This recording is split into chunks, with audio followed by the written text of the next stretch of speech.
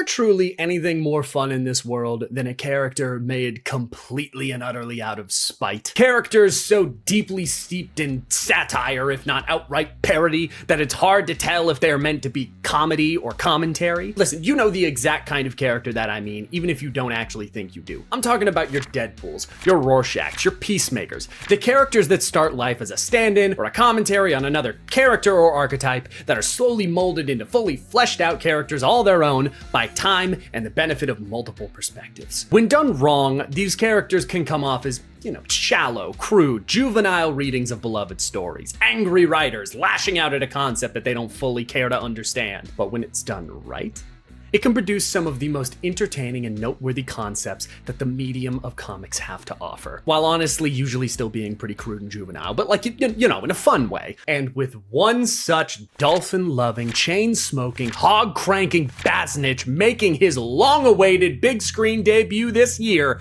I thought it high time to share with you what is quite possibly the greatest underappreciated example of this concept made main manifest. This is Lobo, the last Czarnian, the main man, assassin to royalty and scourge of the cosmos. I fucking love Lobo. This vest that's on the back of my chair was made for me by a fan because I fucking love Lobo. I had this cover as my phone's background for nearly a decade, only being replaced when I got engaged. I met and did a skit with the main voice actor of Lobo, David Sobolov. Seriously, I don't see what the big problem is. Main man, some of the Batman's hiring. And I could barely hold in my excitement the whole damn time because that's fucking Lobo. This was my reaction when Jason Momoa got cast in Supergirl. Before I was a Deadpool fan, before I was a Red Hood fan, before I was a Spider-Man fan, I was a Lobo fan. I have been here since day one. I will be first in line. I will push you out of the way to get there. I love Lobo. So Supergirl or not, this video was gonna get made. So I'm just happy that I now have a worthwhile excuse to do it. So grab your nearest meat hook, rev up your space hog, and watch out for flying scorpions and strap the frag in, cause I'm about to take you on a journey that'll make you laugh, wince, cringe, and honestly might even increase your vocabulary a little bit. You'll understand in a minute, I promise. This is Lobo, the last Czarnian. Alrighty, so let's start off with some context here. You most likely fall into one of three main camps when it comes to the main man. One, you know who Lobo is and you love him with the strength of 1,000 suns. That's where I fall. Two, you know who Lobo is and you hate him more than any other character in DC's roster. Or three, you have no fragging clue who the hell Lobo is and why people suddenly seem to stop knowing how to curse correctly when he's mentioned. So, the big question of the day ends up being, who the frag is Lobo? Well, Lobo was an anti-villain antagonist turned begrudging ally of the Keith Giffen and Roger Slifer Green Lantern / Invasion spin-off series, The Omega Men, back in 1983. At the time, Lobo was your sort of run-of-the-mill mercenary bad guy in what might be one of the worst fucking costumes I have ever seen. What the fuck are you wearing with your Sunny D head ass? We got soda, OJ, purple stuff, and 2 kinds of Sunny D. 2 kinds. Oh, right. He was still known throughout the galaxy as a bad motherfucker, but in the same way that any bad guy of the week would, know a guy who could handle the heroes of the book. He helps the bad guys until they turn on him, then the heroes come to him offering him more, so he helps them until he's not needed anymore, and leaves. Nothing special yet, just your average jobber mercenary type. Side note though, if I had a nickel for every time a massively popular but niche hyper-violent comedy satire character largely created by one guy and heavily based on a much gruffer character from an opposing company was introduced as a run-of-the-mill mercenary antagonist contracted to kill a group of heroes in a book that was a spin-off of another more famous group of heroes book, who later had their characterization, origin, and design completely overhauled in large part due to their own 4-part miniseries written and drawn in large part by a completely different creative team, I'd have 2 nickels. Which isn't a lot, but it's weird that it happened twice, right? Well, after the Omega Men and, Crisis on Infinite Earths, I don't think I'll be able to make a DC video without that event rearing its fucking head at least once. Keith Giffen would take his new toy with him over to the Justice League International book with a well-deserved visual overhaul, ditching the orange and purple tights and turning him from a, semi-generic alien henchman into a more explicitly biker-themed leather and skulls design fit for the late 80s. This book is also where he gained many of his soon-to-be iconic characteristics. His love of space dolphins, his sardonically playful approach to his work, his insane physical power, all in many ways thanks to the JLI's more comedic tone. But even with the overhaul and more dedicated personal attention, you could tell that they were still working out the kinks of what they wanted this Lobo guy to be. He's a lot more subdued, he's a lot calmer, he treats his work more like a 9-to-5 more so than his main passion. He was closer to the main man that we would come to love, but that character wouldn't start to really take shape until Lobo's next appearance. Following Giffen once again, Lobo became a regular in Giffen's next series, Legion 89, and this is where his personality really starts to take shape. Legion was a lot more of a sci-fi epic, following a group of aliens led by the morally dark as hell Grey Vril Dox II, the son of Brainiac, as they slowly form a sort of intergalactic police force, including all the interpersonal drama that goes along with that. This suitably gave Lobo the perfect place to thrive as the resident ill-tempered, sleazy, hit first ask questions never archetype that he would later be known for. Keith Giffen once said in an interview that, "I have no idea why Lobo took off. I came up with him as the indictment of the Punisher, Wolverine, badass hero prototype, and somehow he caught on as the high violence poster boy. Go figure." And you can really start to see that early Wolverine influence come out here. He's gross, violent, and pretty much everyone on the team thinks he's a grade A asshole because, well, he's a grade A asshole the whole fucking time. And somehow, just like everyone's favorite 5'3" knucklehead, regardless of his screen time or likability to the bafflement of even his creator, he somehow became the breakout character of the story. Hell, making the Wolvie connection even stronger, this book is a spin-off of Legion, meant to explore who the hell Lobo even was, cause in Legion, he was just one of a full ensemble of characters, just like Logan and his spin-off from X-Men. And speaking of which, what did we actually know about Lobo before his own spin-off of the book that was spun off from an event comic that most people don't even remember? Weirdly enough, before the start of this miniseries, we didn't actually know all that much about the titular main man. In fact, we knew so little that I made this handy dandy little list of everything we did know about Lobo before this miniseries. Number 1. He was incredibly well known throughout the entire universe as an inescapable and highly reliable mercenary. This fact was so well known, in fact, that in Justice League International, Big Barda, born and raised on Apocalypse, a world outside of space and time, as its greatest general, the leader of Darkseid's female furies, second only to Darkseid's right hand, Granny Goodness herself, the Big Barda, when presented with an unescapable fight with Lobo, chose to send him to the other side of the universe via boom tube rather than even trying to fight the man.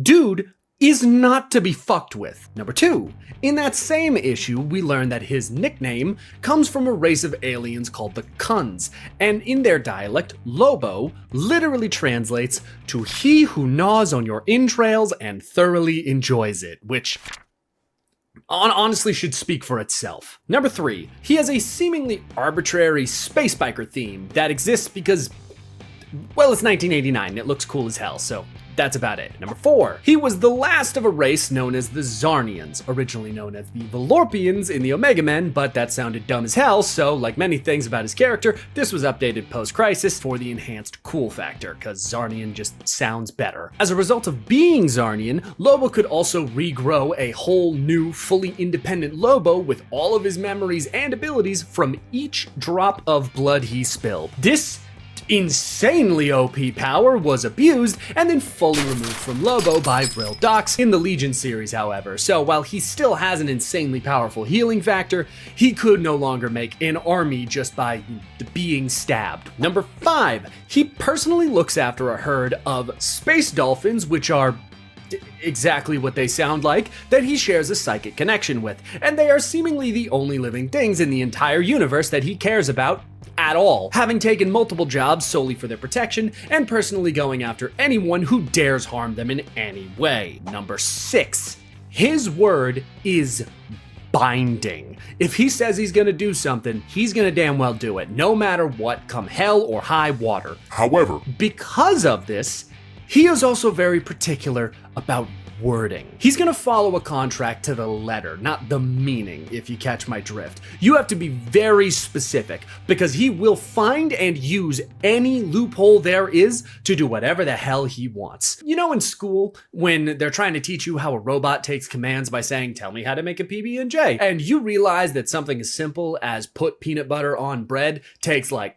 10 steps? That is how you have to form a contract with Lobo if you want it to go smoothly at all. The only person that we have seen in canon that has outmaneuvered Lobo when it came to crafting a contract is literally the son of Brainiac, and that only worked half the fucking time. That's how hard this is. And, yeah, that's about it. Honestly, Lobo was just a dangerous and chaotic motherfucker that you wanted as far away from you as possible, and in failing that, at least on your side of whatever conflict you were in. And in the Legion series, Vril Dox decided if there was going to be a dangerous bastich like that out in the universe, he might as well be used by a 10th level intellect that knows where to point him. So, after many events that I'm not even going to bother covering here, Vril caught Lobo on an especially off day, and with the power of plot on his side, Vril somehow defeated Lobo in single combat. In doing so, he apparently locked Lobo into indefinite servitude, which confuses the hell out of me and pisses the hell out of the main man. Which rather neatly actually leads us to the start of our story, with Lobo sitting on his personal space rock surrounded by his dolphin friends, angrily sneering at what seems to be an unlicensed biography of everyone's favorite gnar of entrails. So, some colossal dumbass with a death wish decided to commit suicide via Lobo and wrote down the main man's whole life story in extremely judgmental detail and then published it, which got extremely popular extremely quickly because, you know, Lobo. That's why we're here, so can't blame him. Needless to say, the titular character is less than amused. Vril Dox, however, doesn't really give a shit, and calls on Lobo to transfer the author of said book, currently in custody for tutoring the son of a planetary leader and then failing him, I know, capital offense, really, across the galaxy to Legion HQ. Why Lobo of all people, considering the author's most recent work? Well, because Vril Dox is a dick. At least that's what we know for now. He's got something brewing that we'll check back in on later. Anyways, as we know, thanks to the handy dandy list, Lobo's a man of his word, and as pissed as he is about it, goes to the detainment facility and, works his way up the chain of command. So you're the famous Lobo, assassin to royalty and scourge of the cosmos. That the one? Let me be frank, mister. I am not impressed. We run a tight ship around here. There's no place for grandstanding psychos. We are the law, you see. You remember that and we'll get along just fine.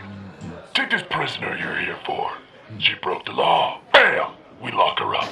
No pussyfooting, no mollycoddling. Bam! Just like that. Come on, I'll take you down. And watch your step. You make one move out of line and it's bam! Oh, a smart ass, huh? Don't push me, pal. We eat your type for breakfast here. So what did this clown do? She tutored our beloved leader's son. That's a crime? Flunking him is.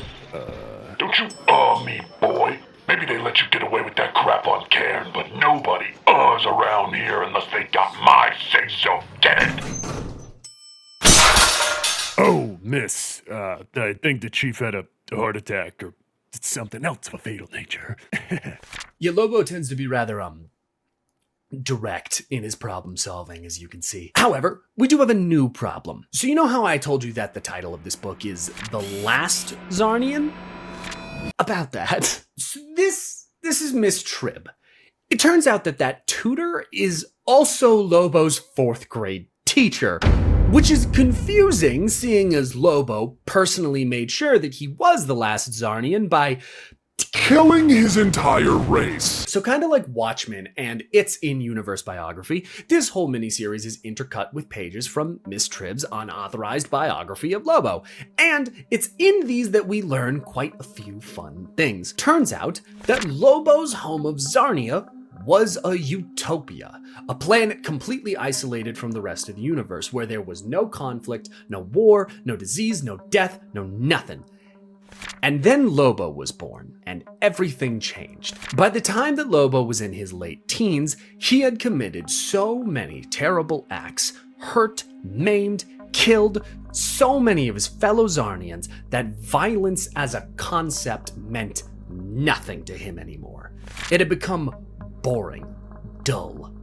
So he decided to up the ante a bit, from simple murder to full-scale planetary omnicide. In the span of a single biology class, he had developed a creature resembling a flying scorpion, about 117 microns long, which is a little over 1/10 of a millimeter, or about the size of a grain of salt, that, when released, burrowed into the skin, caused total paralysis of the host, blood poisoning, bursting blisters, and eventually death. Lobo released an untold number of these creatures into the air, and it took less than 5 days to render Czarnia a lifeless wasteland. Lobo laughed the whole time. Jesus fucking Christ, man. Other little fun tidbits that we learn in these pages to up the mood a little bit include the fact that Lobo has a surgically implanted radio in his brain that is constantly blaring one rock song titled "I Killed My Folks, No Accident" on repeat. His favorite color is sepulchre black, and that Lobo in his teens used to be in a band named The Main Man and Several Scumbags. Neat. But I hope that now you can understand why Lobo would have this reaction to seeing Miss Tribb alive and in the flesh after just having given his word to Vril that he would bring her back to him alive. Also, a little bit of a tangent, kind of weird, we never actually learn how the hell she survived Lobo's locust plague. Like, it seems like Lobo hates her a lot more than he hates the other Czarnians, which is saying a lot. I would assume that he would have double-checked that he got her, right? I would say that she's just lucky, but the rest of the book will very quickly prove that otherwise. I mean, hell, Lobo meeting her at all proves that otherwise. Whatever. Literally billions of bodies to comb through. I imagine that it would be a touch difficult to identify one woman with the proportions of an especially pretentious stalk of corn. However, I do have to ask, if you are one of 2 survivors from a dead world, and you know for a fact that the only other member of your race left alive is essentially your people's version of the Antichrist,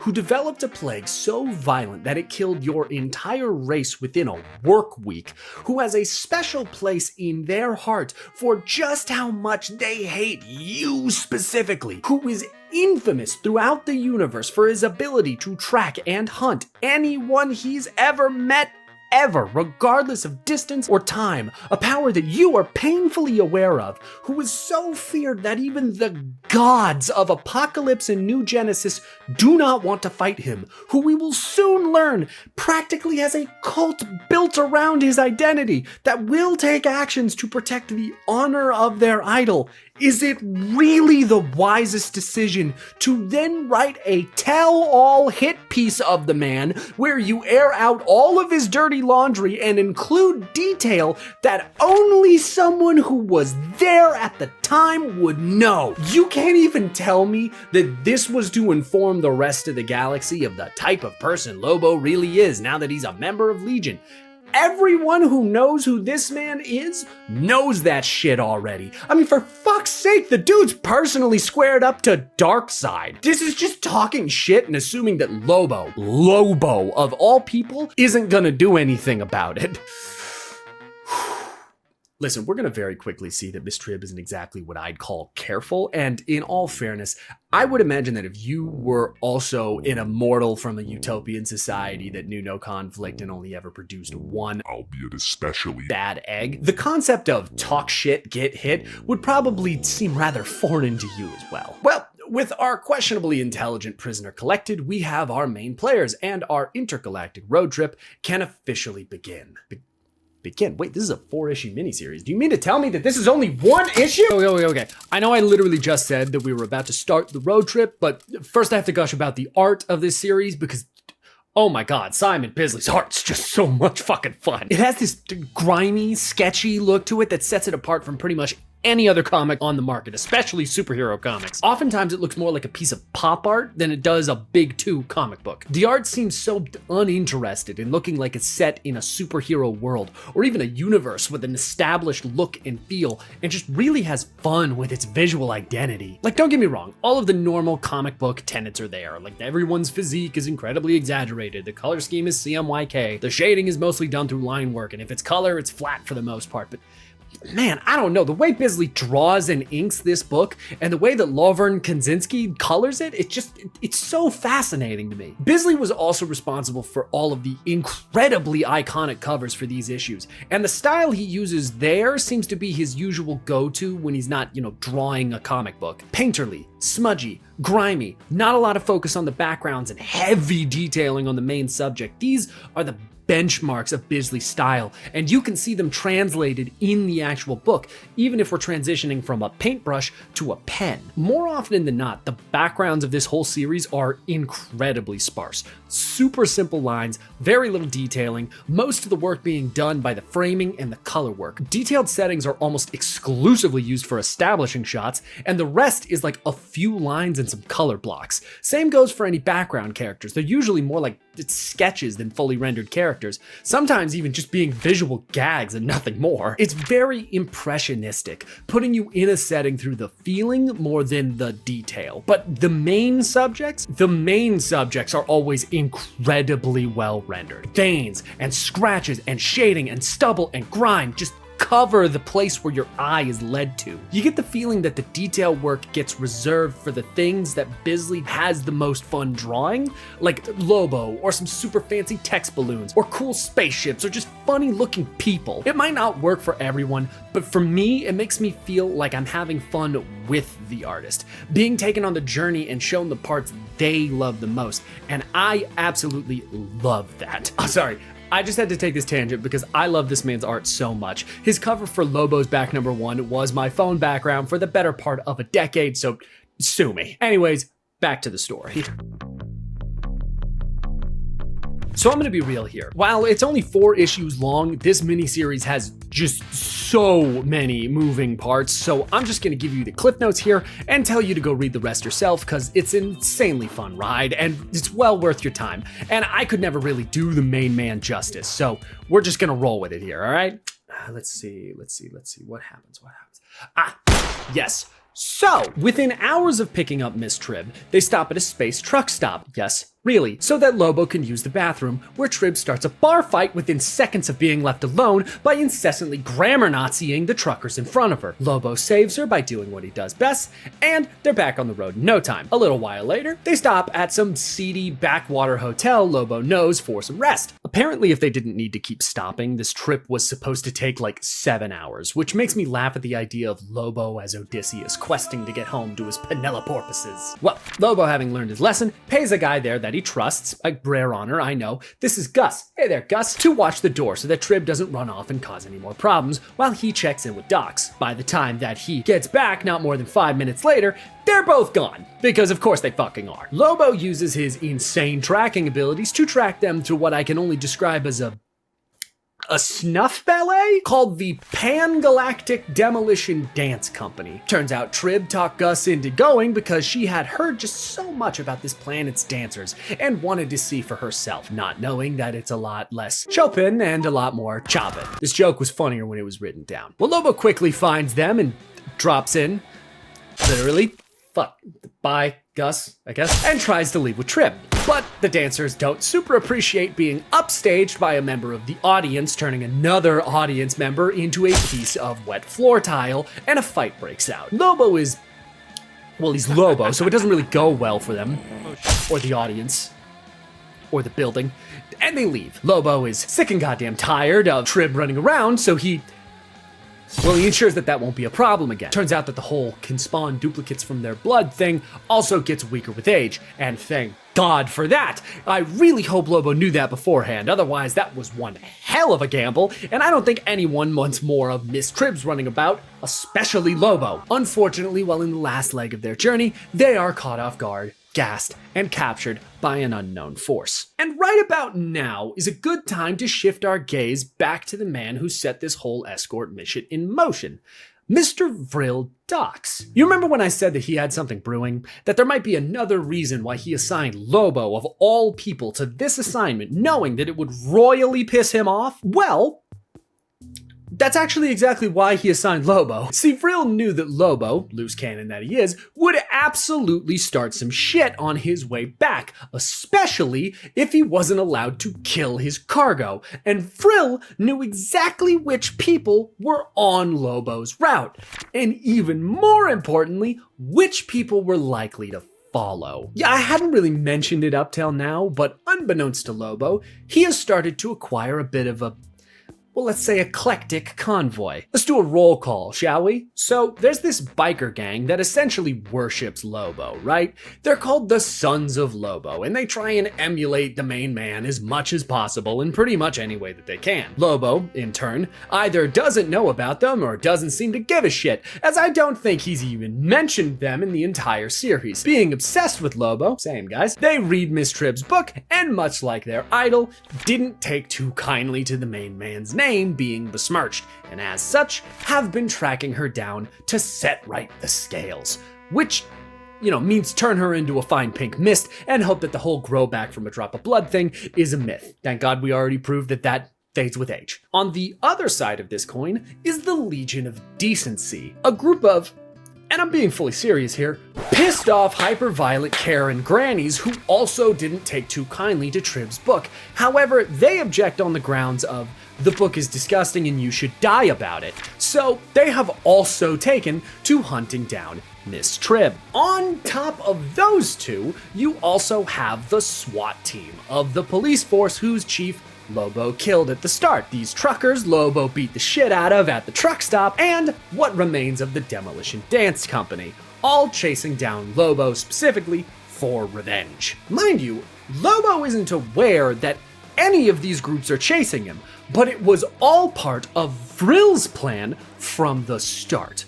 All these groups were on Legion's radar in some way, shape, or form, and he wanted them off the board, so he sent Lobo out to unwittingly stir shit up and force them all into making a move, all of which was supposed to collide right in front of Legion HQ, giving him and Legion full rights to fly in and clean up the mess. And that was going swimmingly, until Lobo and Miss Tribb vanished. Now, all the groups have stopped dead in their tracks while searching for Lobo and Tribb, too far away for Vril to be able to do anything if they find each other. So where the hell did our duo disappear to? Well, Intergalactic Lethal Monastic Spelling Bee. Yeah. So these guys have taken it as their goal to, and I'm quoting here, make the universe free of the ignorant and functionally illiterate. Which they do by kidnapping randos they find in space and forcing them to compete in a spelling bee to the death. God, I love comics so much. And you can tell that Bisley is having a blast with these guys. They have a super ornate and over-designed speech bubble that looks like illuminated manuscripts. Their faces go crazy at random. The panels become unique and designed to look like book pages themselves. It's such a fun issue to look at. You can really see that we've hit the part of the book that Bisley was just itching to draw. After everyone else has been eliminated, Lobo and Tribb make it to the final two. Tribb, because, you know, she's a teacher and she just knows this shit, and Lobo, out of sheer unadulterated luck, because they just keep giving him words that have to do with Lobo's favorite subject. Violence. How fortuitous. In a vain attempt to just get out of this shit and be done with it, Lobo lets it slip that Tribb is a teacher and therefore cheating by knowing all of the answers. However, this does backfire immediately as the monks revere teachers as holy knowledge givers and put Lobo to death for trying to have one killed. Immediately before Lobo decides that he's done playing around and simply rips out of his chains and beats them all to death. Not really sure why he didn't really start with that, but hey, maybe he was just genuinely having fun spelling mutilation, who knows. Well, after that little roadblock, Lobo has had just about enough of this shit. He calls Vril on a public phone to inform him that, like it or not, he is going to take a detour to a local vacation planet to blow off some steam for a few days. A heavily populated vacation planet. With no defenses. He says, over a public line, not knowing that 6 hyper-violent organizations are after his and his contract's heads. Oh shit! So all 6 start making their way there, and Vril starts panicking. Lobo somehow found a way to throw a wrench into a plan that was fully built around his insanity. And it's all made all the worse by Lobo getting bored a few days into being on the resort planet and deciding to spice things up a bit by threatening to personally kill any and everyone on the planet who isn't gone in the next 5 hours on live TV. Mind you, he has no intention of doing this. He just wants to watch the sheer terror because he's a fucking psychopath. This predictably throws the planet into absolute chaos, and Lobo is sufficiently amused at the fear and panic and grabs Tribb, who by the way, he simply hung up in a closet like a jacket in his room this whole fucking time, to finally go and fulfill this goddamn contract. Well, all 6 of these groups that were chasing them show up at about the same time, and considering the mass exodus off the planet, the multiple fleets of ships that have just shown up to the planet, and the Legion of Decency showing up on a planet designed to be a den of pure hedonism and debauchery,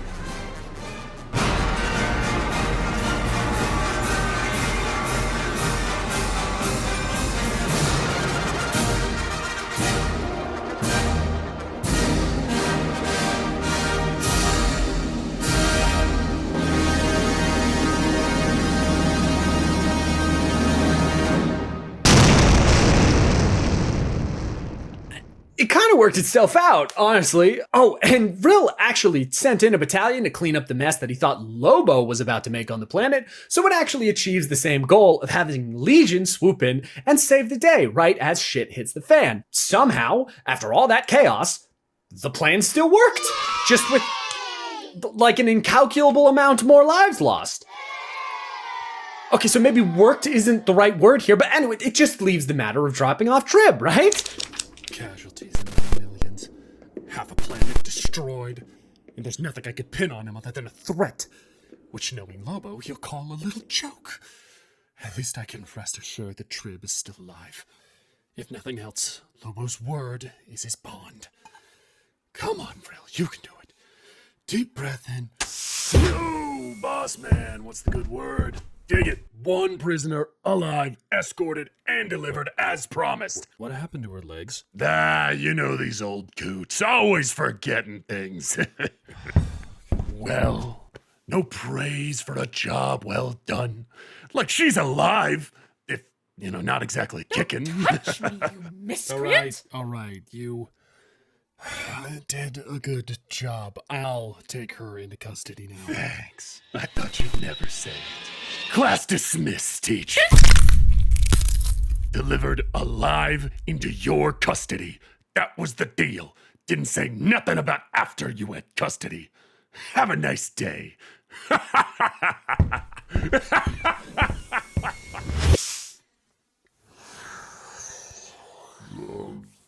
Dogs.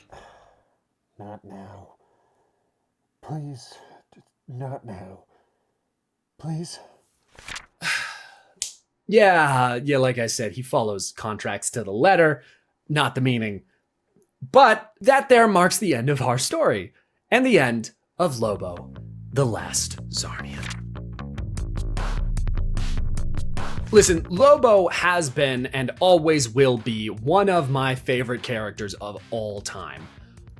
but good God, he is not a good guy. Anti-heroes got really popular in the 90s and have stuck around in the comic space until even today, but I would argue that Lobo is at best an anti-villain, and at worst, straight up evil. And I, for one, wouldn't have it any other way. Sure, he has a code, he has things he cares about, he's been on plenty of hero teams, but at the end of the day, this dude is a cold-blooded fragging psychopath. He's a rude, bloodthirsty, uncaring, narcissistic, genocidal, sadistic bastard that cares only for himself, his dolphins, and fuck all else. And that is what makes him so goddamn fun to read. This story isn't one where the hero learns or grows or changes. This is a story of the most over-the-top, overpowered, extra-violent person you have ever seen having his patience tested over and over and over and over and over again. The tension doesn't come from, oh man, how's Lobo gonna get out of this one? But instead, oh God, what's Lobo gonna do now? There's no questions being answered, no morals, no messaging, no nothing. Even the things we learn in Tribb's biography of Lobo often feel like part of the fucking joke. The goal of this series is to give people 4 straight issues of the absolute insane antics of the breakout character of Legion 89 in a setting that somehow out-crazies him, and God damn it if it doesn't deliver. I will admit that because of the inspiration that he pulls from, it can be hard to separate Lobo from characters like the Deadpool or Wolverine or the Punisher, all those traditional 90s anti-heroes of the time. He's violent, he's macho, he's sarcastic, he's over the top, he's loud, he smokes cigars, he rides a motorcycle, and has no qualms about killing. It is obvious that he is not the most original character out there.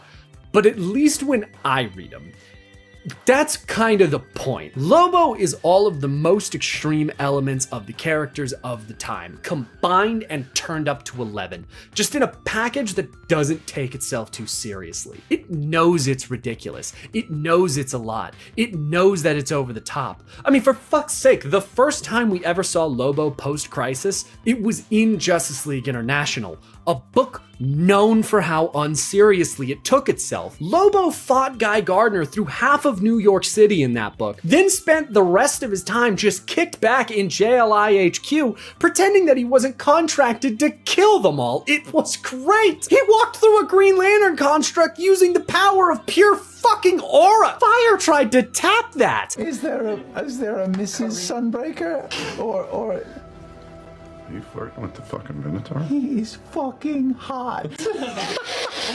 Oh my God, just go read Justice League International. I love it so much. That book is fucking great. Lobo as a concept works because while it plays with the same tropes as all the other 90s anti-heroes, it never caves to the thing that makes those characters insufferable. The angst. We don't spend pages questioning what made him kill the Czarnians. Tribb and Lobo don't lament the loneliness of being the last of their kind. Lobo doesn't wax poetic about his code or what makes him special. Lobo just is. His history is dark as fuck because it's ridiculous and metal as hell. He is the way he is because he's just like that. Ain't it fucked up? Lobo is a hyper-violent Looney Tunes character, a being built exclusively on the rule of cool. There's a reason that while all his contemporaries have successfully updated with the times, Lobo has stayed delightfully 90s themed. We don't talk about that one. Shut the fuck up! And it's because Lobo doesn't really have anything that needs to update to still be fun and worthwhile. Lobo is the main man, the baddest Bastich this side of apocalypse, and I know I love him all the more because of it. And honestly, that's what makes Lobo so useful as a character in an established universe like this. Anytime you want to have just big, dumb, violent fun, or a big, scary motherfucker with no limits to show up, or you just want to stop treating space so goddamn seriously and throw a truck stop full of senile Karens and Elvis impersonators out there, you have a consequence-free character on the shelf that can achieve just that, and all without having to deal with the ramifications of their actions, or their morals, or their backstory, or their trauma, or hell, even just where they are in space. Lobo's a space mercenary who rides around on a fucking motorcycle. He can be any fucking where he wants to be. If I had to equate what a good Lobo story feels like, the closest equivalent I would give is that reading a Lobo story feels like how playing Doom feels, and anything else just straight up doesn't work. And that's a proven fact, by the way. This is a story for another day, but once upon a time, they did try to make Lobo like all those other characters, and it didn't fucking work. It failed so hard that DC decided that it was easier to just full-scale act like it didn't happen, and just brought this Bastich back instead. So we know, with absolute certainty, that this is where he works best, and his continued success in fan base proves it even more. Ironically, I would say I love Lobo for the exact opposite reason I love Deadpool, or Wolverine, or the Punisher, or any of his other contemporaries. I love the stories where we delve into the why behind those characters, the reasons that they are who they are, and why they do what they do, the stories that deconstruct their whole identities and interrogate their reasons for being. I mean, for fuck's sake, my favorite Deadpool story of all time is The Good, the Bad, and the Ugly, and that's pretty much 100% character work. But I love Lobo because he just is. The story plainly states he came out like this. Nothing was done to make him who he is. Nothing was done to him or his family. He wasn't manipulated or tortured or created in any way. Lobo is more of a force of nature than he is a character, and his progression gives him more in common with Galactus than it does Wolverine. And for a character like this, that's just so novel and fun that I can't help love him for it. I cannot say that Lobo is a character for everyone by any means. His stories are crude and big and loud and dumb and vulgar as hell. But if that flavor of dumb speaks to you like it does to me, then grab a space hog, brother. We got dolphins to feed. Thank you all so much for watching. I have wanted to talk about Lobo for the longest time, and Supergirl gave me the perfect opportunity that I'd been searching for. Be sure to like, subscribe, turn on notifications, check out all my other socials, all those fun things. If you want some extras with every video, be sure to check out my Patreon, as I make exclusive content over there that comes out with every video. This time being dramatic reads of all of the pages of Lobo's unauthorized biography, so make sure to go and check that out. But with all of that said, once again, thank you all for watching, and I will see you guys next time.